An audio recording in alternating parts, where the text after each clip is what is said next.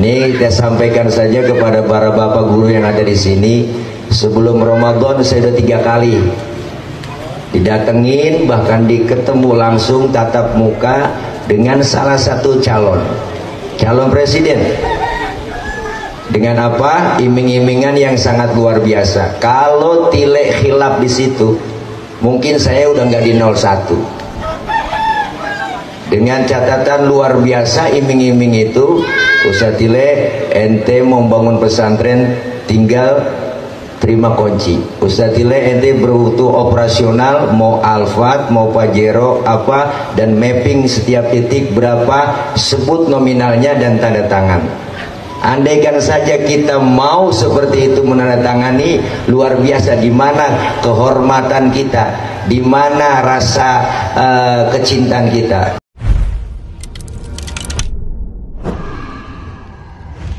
Assalamualaikum warahmatullahi wabarakatuh. Waalaikumsalam warahmatullahi wabarakatuh. Alhamdulillahirabbil alamin. Mirsa, kita sampai pada acara dibacain berita. Silahkan. Nah, Bung Alfian, ini ada berita yang unik, tapi sepertinya saya bisa menyambungkan dengan beberapa kejadian atau beberapa statement dari ustadz-ustadz.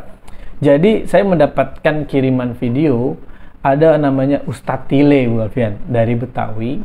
Beliau menceritakan bahwa ada salah satu capres dari kayaknya bukan satu deh, dari 2 antara 02 atau 03 yang mengiming-imingi beliau untuk mendukung capres tersebut dengan mendapatkan Alphard dan membangunkan pesantren sampai jadi, Bung Alfian.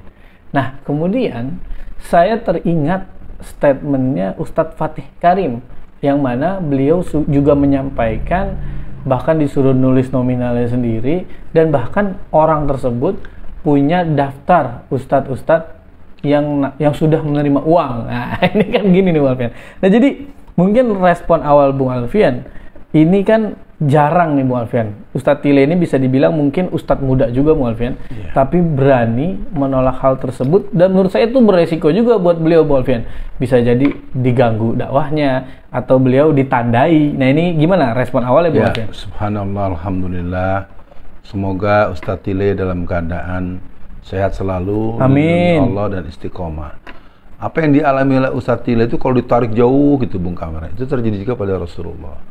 Ya kan, ketika Rasulullah suruh berhenti berdakwah, mau apa, kan banyak permintaan, dan itu juga sama. Terserah mau, kalau emas mau berapa ton, kira-kira gitu. Kalau perempuan mau yang model apa, mau kayak gitar Itali kayak apa, kira-kira gitu ya. Nah, tapi kan Rasulullah jawab, ya, aku tidak akan pernah berhenti untuk berdakwah. Andaikan di tangan kananku dikasih matahari, di sebelah kiriku dikasih bulan, aku tetap akan bergerak. Itu artinya beban yang diberikan. Kembali, Ustadz Tile tidak sendirian. Kita sama dengar guru kita, Imam Besar Umat Islam Habib Rizik, itu bahkan bukan sekedar Alphard dan pesantren yang dibangun secara kos itu sudah, saya dengar terakhir itu sempat ditawari 2 triliun. 2 triliun itu mah sudah bisa beli 10 Alphard atau lebih ya, mungkin 1000 Alphard ya, katakanlah 100 Alphard ya, 100 Alphard dan mungkin 5 pesantren kan gitu kira-kira. Sekali lagi, tapi juga kita perlu menengok ada Gus M yang juga kelihatannya juga hobi mengantarkan uang-uang itu kepada yang mau, ya kan. Tapi di beberapa tokoh-tokoh di Jawa Timur banyak juga yang menolak.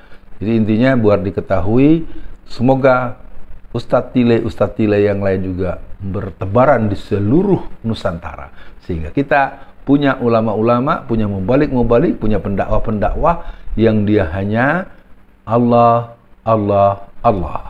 Iya, Bung Alfian, memang kan ya saya dengar juga Bung Alfian, atau kita kan pernah cerita uat juga, Bung Alfian, adalah dari lama-lama Indonesia punya WA. Nah, Bung Alfian pernah cerita Habib Rizik segitu pernah ditawari lah ya, diiming-imingi. Bung Alfian pernah ditawari segitu. Nah, berarti yang tiba-tiba dulu pro Islam banget, kemudian belok, dia udah nerima berapa tuh?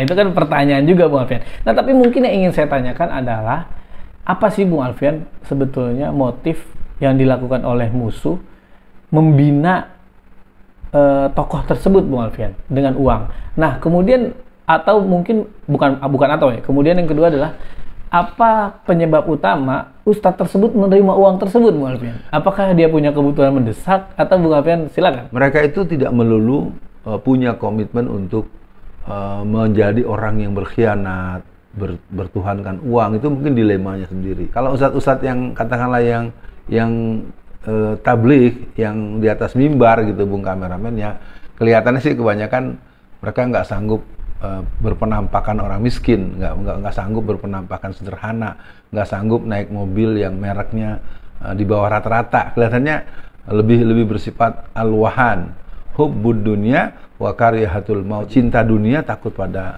mati. Nah, iya, Bung Alfian, artinya saya melihat ini juga ujian ya, Bung Alfian. Yeah. Ujian tersendiri bagi ustadz-ustadz, apakah beliau-beliau bisa melewatinya atau ya diterima dulu lah dengan resiko dibully masyarakat, ditandai umat. Itu kan kondisi-kondisi yang ini. Nah, tapi mungkin untuk akhir sesi kali ini, saya bacakan dulu berita, Bu Alfian. Boy Thohir gandeng pengusaha kelas kakap, dukung Prabowo Gibran, sepertiga ekonomi di RI. Nah, ini Bung Alfian. Jadi Taipan Batubara pemilik Adaro Group, Garibaldi Thohir alias Boy Thohir, menyatakan siap memenangkan pasangan Prabowo Subianto. Maksud saya, Bung Alfian, ya elah, kalau cuma buat satu Alphard atau satu pesantren atau buat satu kepala 1 miliar kayaknya enteng nih, Bung Alfian. Kalau buat konglo-konglo atau para oligarki, Bung Alfian. Nah, tapi Bung Alfian, yang menjadi kebingungan umat adalah bagaimana seharusnya kita bersikap terhadap tokoh-tokoh yang dulu pro Palestina, tiba-tiba promosiin produk yang dukung Israel, yang dulu taat Ijtima Ulama, sekarang paling nolak hasil Ijtima Ulama. Ini kita sikapnya harus begini, bagaimana Bung Alfian? Karena kan kita ya mau tidak mau, kita rasa batin atau hati nurani, kita nolak beliau, Bung Alfian. Tapi kan kadang-kadang ada yang pengen menghina juga, atau yang pengen memaki juga. Bahkan salah satu oknum ustadz tersebut di salah satu podcast terkenal, dia bilang, saya sampai dilarang masuk di salah satu masjid karena tidak terima beliau berbelok arah, Bung Alfian. Nah, ini mungkin untuk closing, silakan Bung Alfian.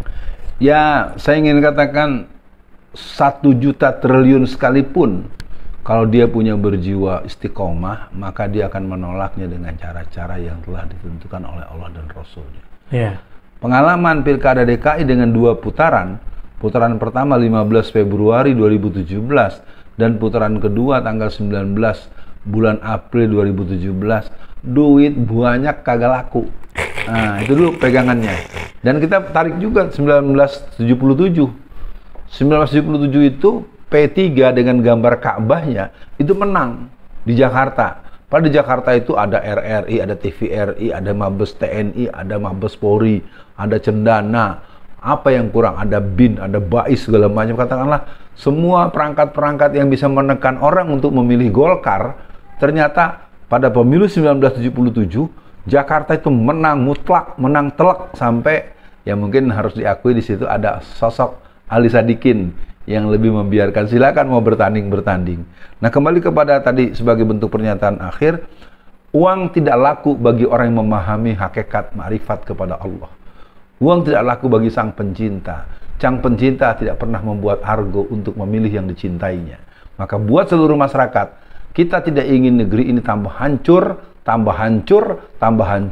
maka kita akan memilih pemimpin yang insya Allah sayang pada rakyatnya. Amin. Pemimpin yang telah terbukti selama 5 tahun memimpin daerah khusus ibu kota Jakarta, DKI Jakarta, menjadi orang yang telah membuktikan kepemimpinan yang berhaluan, keadilan sosial bagi seluruh rakyat Indonesia.